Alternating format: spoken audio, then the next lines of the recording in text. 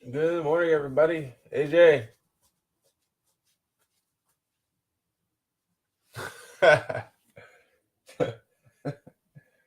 Well, I appreciate that accountability, brother. I appreciate that accountability.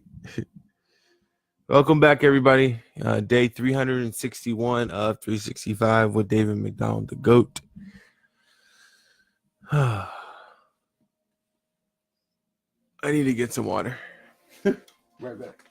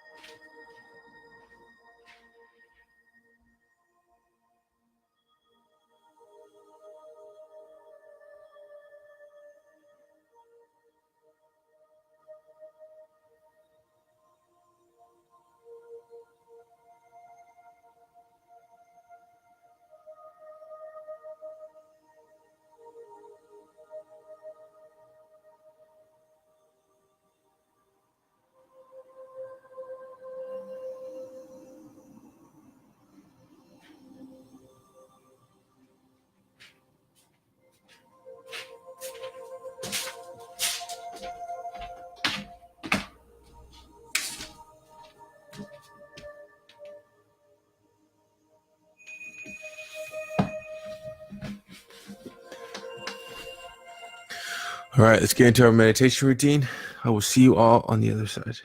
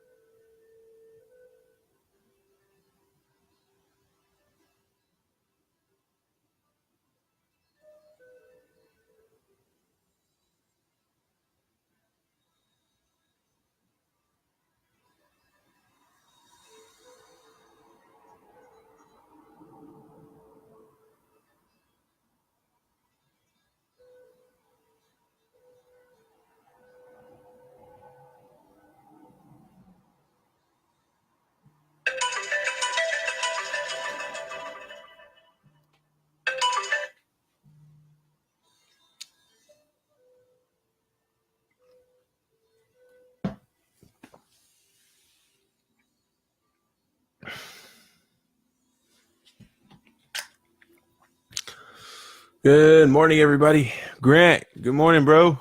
Top of the morning to you. Happy Thursday. Micah, good morning. Good morning. Ma, good morning. Hope you're enjoying Vietnam. Everything's well over here. Fatima, sister, good morning. Good morning. All right, guys, everyone, we're coming into the end. I think we're going to finish this book before our last day.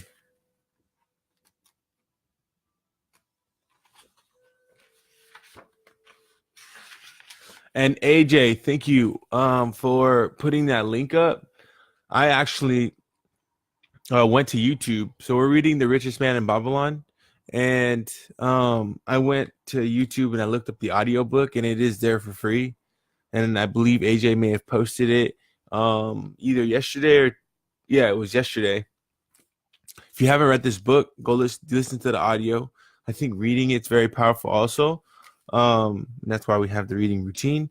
But nonetheless, if you haven't, I think it's a good listen. It's a good read.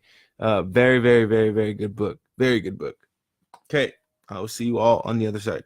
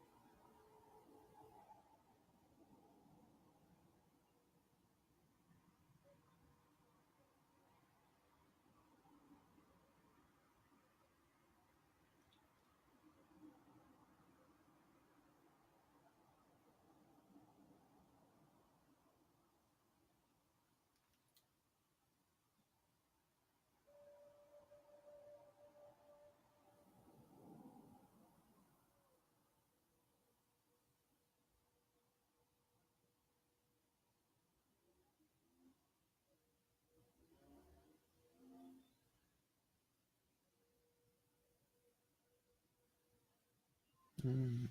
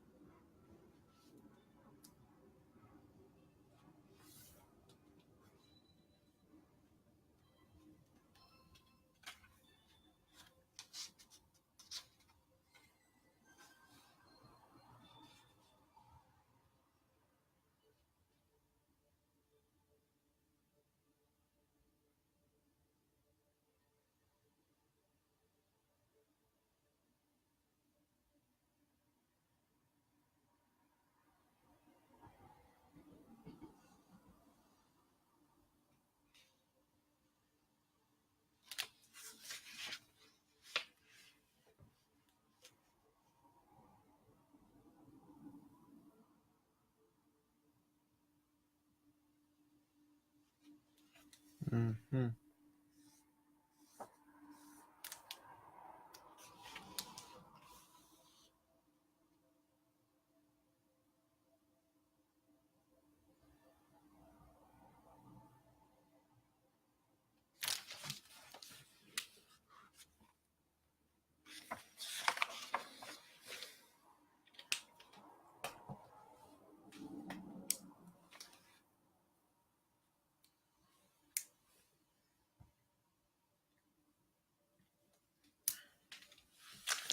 All right. So, welcome back, everybody. We're going to continue on our story of the luckiest man in Babylon, which is a story within the book.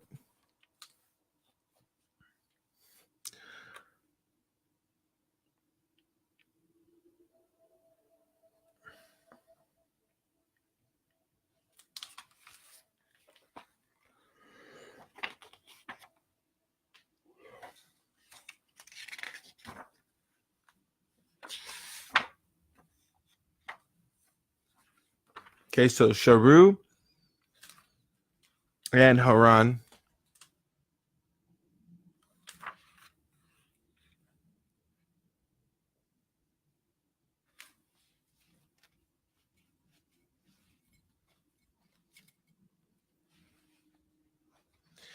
One second while I try to gather my bearings here.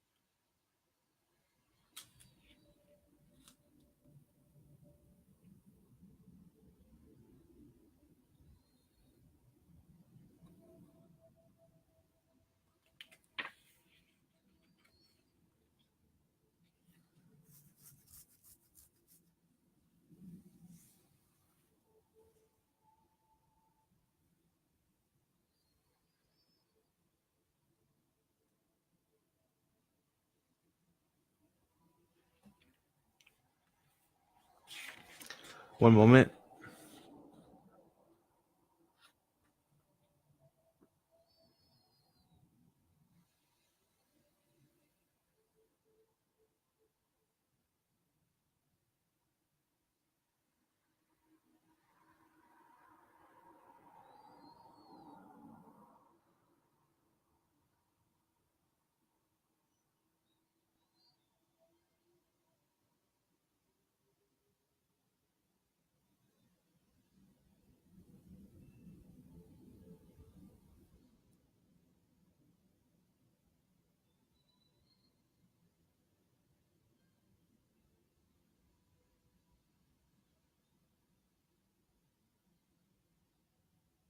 Okay, got it.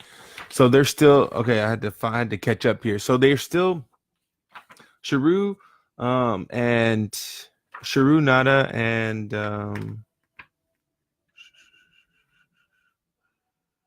and Hassan Gula or Hadan Gula. They're on their way to Babylon, and Sharu is telling Hadan about his travels or when he used to be a slave. Megiddo is Sharu's best friend. Sharu is Hadan's grandfather's good friend. So pretty much throughout the story, I guess the main parts are I'll just read just a couple excerpts here. Sharunada shrugged his shoulders. Any man may find himself a slave. It was a gaming house and barley beer that brought me disaster. I was the victim of my brother's indiscretions in a brawl. He killed his friend. I was bonded to the window by my fatty ear, desperate to keep my brother from being prosecuted under the law. When my father could not raise the silver to free me, she in anger sold me to a slave dealer. So he was sold to a slave dealer, right?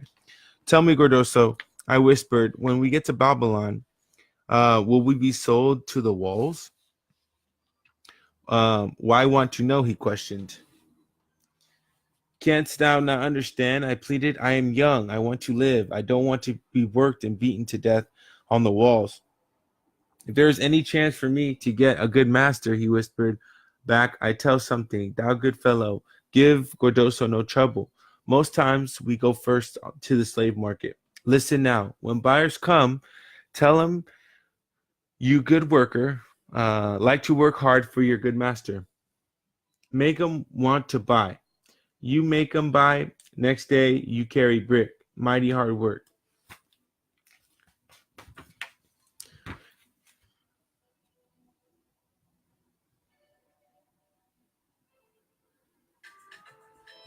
So to continue.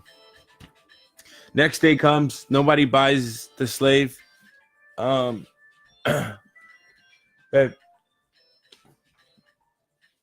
next day comes, nobody buys the slave. Nobody buys the slaves, and so Megiddo continues. Megiddo felt we would part soon with no buyers, and he's talking about Sharu. Sharu is now, to give you guys context, Sharu Nada is now he's a wealthy like merchant prince. And so he's really well off now, but he's talking about the time when he was a slave. So Megiddo felt that, and then I'll tie all this in at the end here, best I can. Megiddo felt that we would part soon. When no buyers were near, he talked to me earnestly to impress upon me how valuable work would be to me in the future. Some men hate it. They make it their enemy. Better to treat it like a friend, make thyself like it. Don't mind, because it is hard. If thou thinkest about what a good house thou build, then who cares if the beams are heavy and it is far from the well to carry the water for the plaster? Promise me, boy, if thou get a master, work for him as hard as thou canst. If he does not appreciate all thou do, never mind. Remember, work well done does good to the man who does it. It makes him a better man. He stopped as a burly farmer came to the enclosure and looked at us critically. This part of the book is very, very, very important, I think. One of the most important concepts. What book was it? I forgot. I think it might have been. I think it was Eckhart Tolle's A New Earth. Yeah, A New Earth. This book was a good one, and it talked about keeping faith, even when the light wasn't always shimmering the brightest. And so when he said work hard, because work well done does good to a man who does it. A lot of times we want immediate gratification. A lot of the time we want to do something and we want to see a reward from it right away. That is one of the biggest downfalls of real estate professionals, period. The attrition rate or dropout rate for real estate agents is like over 90%, and it's heavy in their first year, and agents don't sell one house.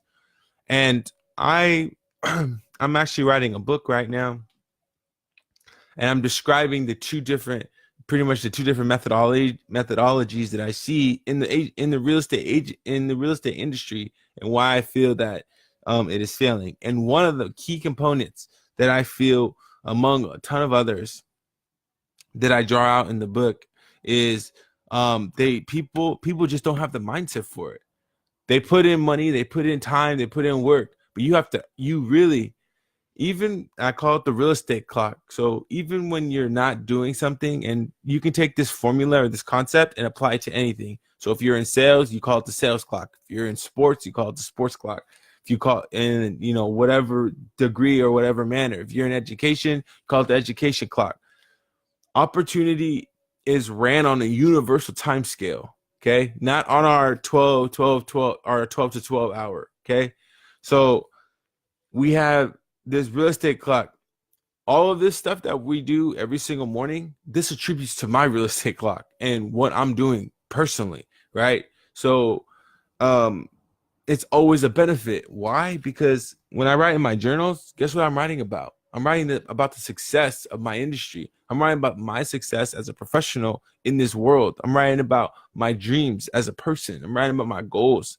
And so even though that's like hours upon hours upon hours, pages upon pages upon pages written with all just a number of things just built for me, which is amazing.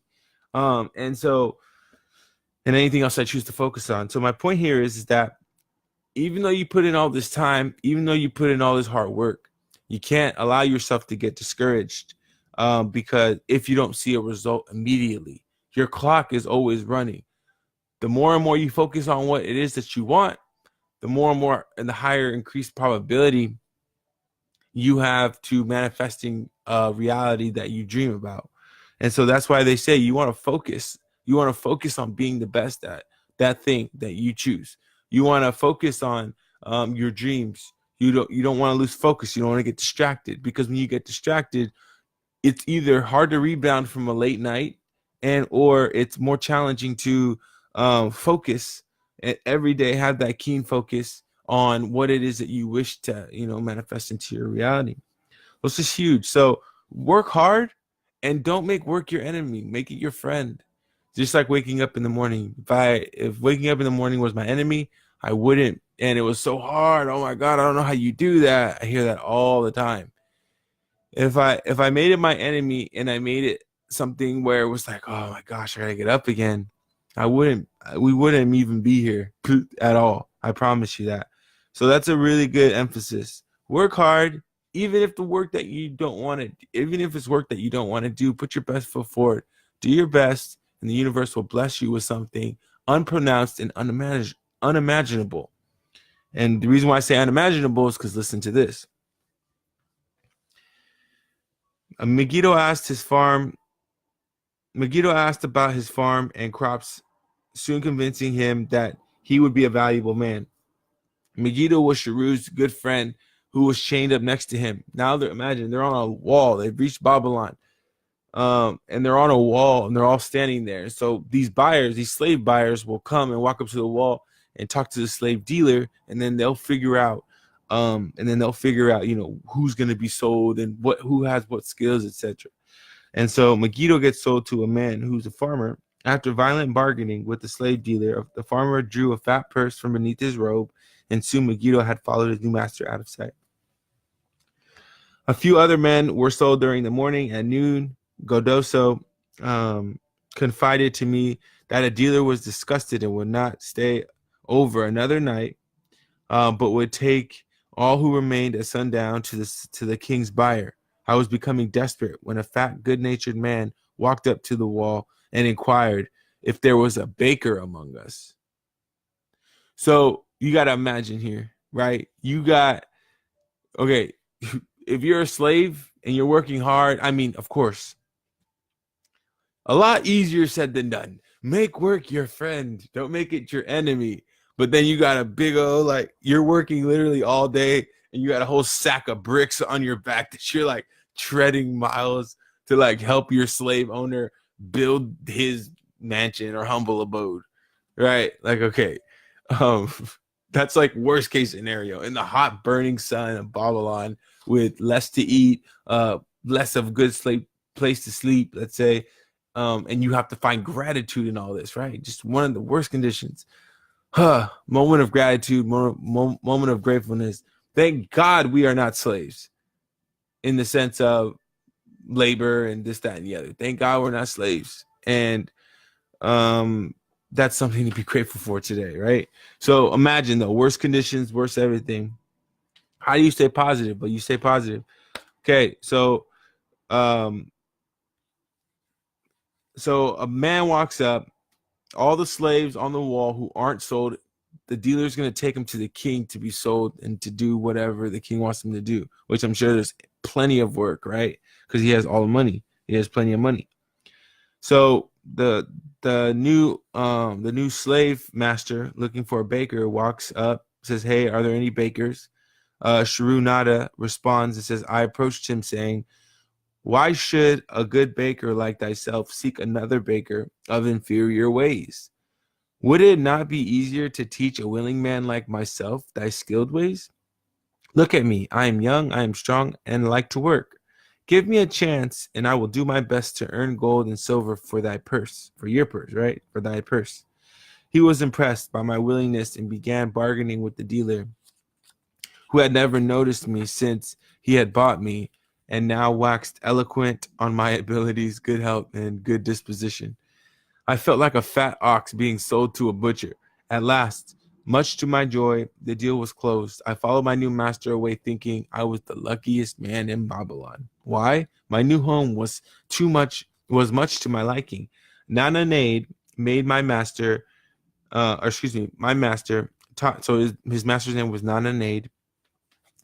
My master taught me how to grind barley in the stone bowl that stood in the courtyard, how to build a fire in the oven, and how to grind very fine sesame flour for the honey cakes. I had a couch in the shed where his grain was stored. The old slave housekeeper, Swasti, fed me well and was pleased at the way I helped her with heavy tasks. So he pretty much, so imagine you are in a situation, right, where you have two possible realities. You are a slave. You have zero control over your reality, over your situation, your physical situation. You could take this world by storm two ways. You could say, oh my God, woe is me. This is absolutely terrible. I am a slave. I'm going to be carrying bricks. I'm going to break down early. My body's going to be a disaster. Blah, blah, blah, blah, blah, blah, blah. Or you could be positive and say, you know what? I'm going to work hard, and whatever it is that I choose to do, I'm going to do my best to manifest, a situation, unimaginable to me, that is not going to involve heavy lifting, this, that, and the other, but it's going to give me an opportunity to buy myself out of slavery. True views. Your reality right now is screaming at you, top of its lungs. You are a slave. You are a slave. Slaves are meant to carry heavy stones. Slaves are meant to carry water from the well miles and miles to the house so that the plaster can be set for the house to build the house. You are a slave. You are supposed to be this. You're supposed to be that. And at that moment, you get on the journey to greatness. Everything around you, that's just one thing. Everything around you screaming at you to think, to feel, to do a certain thing. But you got the most important, you don't have to do anything. But the thing I always remind myself of is I have to always remember to ground myself below, right? Ground myself below my headspace. I got to get out of my head, because the moment you get out of your head is the moment you can start thinking with more clarity. My reality is telling me this, but my imagination is allowing me to live higher than what my reality is telling me. So in this example, Sharu just got sold to a baker, and the baker is giving him good housing. The baker is teaching him new skills, and then guess what happens after that? Nana Nate. Sharu Nada, who's the slave, Nana Nate, who is the master, goes to his master, right? And he says, hey, I'm thinking about, and this is so wild to me because I'm getting ready to connect it to something else. He says, oh, I have a really good idea. So he was laying down one night. He was like, hey, I want to buy my slavery. I want to buy myself out of slavery. Man, hopefully everybody who's heard my other casts, my other shows are listening now. He said, I want to buy myself out of slavery. So he's laying down and he's thinking. how do I buy myself out of slavery? Okay. And he says, oh, I know. What if I was able to make some extra product, and then I could take the extra product and go out to the streets of Babylon and sell them? And then any profit that I make, I can split that with my master, Nananade. Brilliant. But what does that actually sound like? We are at the end of this book, and last week we were talking about this. There's two things that we have to do. Save 1/10 of our income, which, by the way, I'm so excited about because of this book. Very inspired by this book to do just all different type of delegation. I'm already on it, but this book just like ripped the veil from in front of my eyes. Save 1/10 of your income. Use 20% of your income to pay off debt, and then you have 70% of your income left over for you to live on.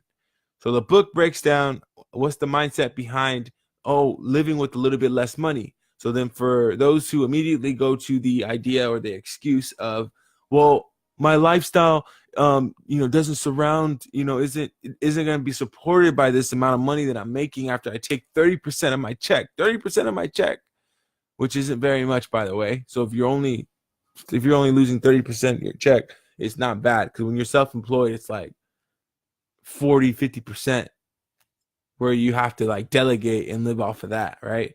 So that's a whole different discussion. But my point here is that, I can't live and support my lifestyle for 70% of my paycheck. Okay, well, you have to do two things. You have to sacrifice, right? And I'm sure there's others, but the ones that I've been able to narrow them down to, you got to sacrifice. So no eating out, no going out, sitting on your tush, studying, educating yourself, being in the zone, figuring out how to be the best, how to strategically move through your company, spend the time in the mornings for an entire year, and really build yourself up to be, if you have to go take extra classes, look at the company directory, see what classes they're willing to pay for. Go get educated in the system, in the school system, so that you can get promoted in your job in a year. And then after a year, you're like, okay, cool. Is there anything else I can do outside of work where I can generate more income? So you're trying to figure out how you can save 1/10 of your income, but then, not be suffering over here in your personal life and still enjoying your life, right? So you strategically start building out this plan. And if you're like, wow, that's still not going to be enough. Okay, well, then you have to sit and think like Sharu Nada did. You have to sit and think at night and say, how can I make more money with the resources that are given to me? He's a slave, and he doesn't have any freedom other than what his master is willing to grant him. We are not slaves, and we have all the freedom. So we have plethora of options. We could sell literally anything to anyone, anywhere. And so opportunity, huge abundance right here. So what Sharu does is he goes to his master and he said, hey, what if we made extra honey, what does he call them? Honey buns or honey bread. And I sold them on the street. So then Nananade says, that's a really good idea. This is what I'm going to do. I'm going to take, if we sell each bread, honey bread, for 2 pennies, I'm going to take 1 penny and use that for the product and material that we're using to bake. Then the other penny, we will split pretty much half. So Sharu Nada is making 1/4 of his, pretty much a 1/4 extra. So he's earning 1/4 of a penny. And back then, I don't know how they would have broken that up, but nonetheless, he's earning 1/4 of what, of the energy and time that he's putting out. And so he goes out to the city. He's looking around, right? He has this big old tray. He made him look nice. So he walks out to the city. He's looking around. He's like getting discouraged. He's like, man, nobody wants to buy my buns, my honey buns. And then so he's like, but you know what? I'm going to keep going. So he keeps walking around. And then sure enough, closing time comes, and he has a ton of people come, hungry men come, who it was getting toward that hour. And he sells out his whole entire tray. Comes back to his master and he says, hey, master, look what I have. I sold all the buns. And so he breaks his share, and then boom, that night he's like, man, I can't wait. I don't even know. I can't sleep. I just made money. I can't believe it. I'm gonna buy myself in slavery out of myself. I'm gonna buy myself out of slavery. How long is it gonna take? How many, years is it gonna be? How much can I make in a day? Times, and it's just like boom. But that is that energy, that feeling that hopefully I was able to transcribe to you is the feeling of like wow, I'm onto something. I am manifesting the reality that I deserve to live. Like that type of feeling, it's the energy is like when you get that feeling, hopefully if I was able to like I said, convey it clearly enough. It's that type of energy, man, that keeps you going, like catapults you into being self-employed or catapults you into the unknown, where you then start to really truly discover your biggest and highest amount of greatness. And you'll feel it. You'll feel it. And use this as a cornerstone to humble you or anchor you into, well, what does that feeling feel like? And so try to keep that feeling, sit in that feeling after we get off here. So with that being said, one of Sharu's best clients was Hadan Gula's grandfather, Arad Gula, and that's pretty much how they met. So they ended up, and they're getting ready, I'm sure, to go into the story. But at this point, right now, the reason why this chapter is called The Luckiest Man in Babylon is because one man was influenced by the guard,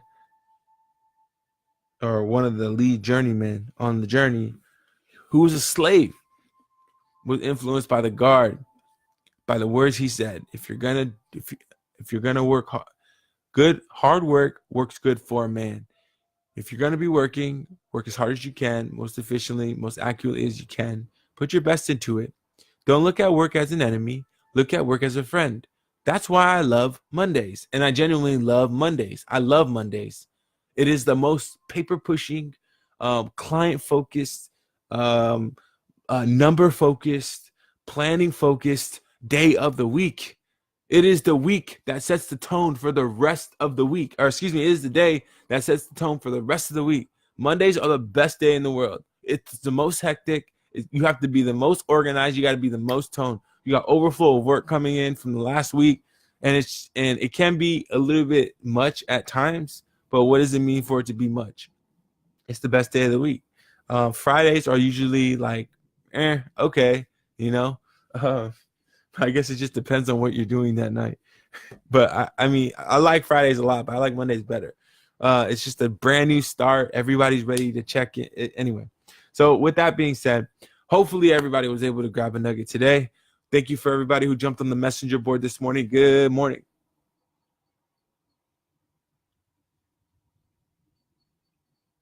That's a really good point. Tithing is a really good point. Tithing to the church. How do you tithe 10%? I don't have 10%. So then out of that 10%, you would essentially, what if you tithe, if that's what you wanted to do, you would take that out of your big amount of money that you make. So you get your income, $1,000, 10%, $100 goes into your savings, 20% goes to paying your bills, and maybe even more if you can afford it, pay minimums or whatever. And then the 70% that you have, 10% will come out of that to tithe. And now you live on 60%. But just you doing those things, again, it goes back to that immediate gratification. You're sacrificing, right? Or you're not sacrificing because you're making enough money where when you do all that, you're the 60% still pays all your bills and you're not stressed. All your food, you're not living paycheck to paycheck. So you're not sacrificing, and or you're sacrificing. You're like, man, I can't go out to eat this week, or I got to eat, top ramen or whatever. I got to eat like fruits or vegetables or whatever. So that just goes back to, even though you can't see all of these things blossoming right away, it's like you're watering the flowers every time you do this. And when you get into the consistency and the discipline of doing these activities, saving your money, putting it away, doing these things, then what happens is you're blessed so much. It's just ridiculous. And the universe sees it. So you just got to believe. But with that, have the best day of your life today. Love you dearly. And I will see you tomorrow at 5 a.m. for 362 of 365. 4 days left. All right. See you.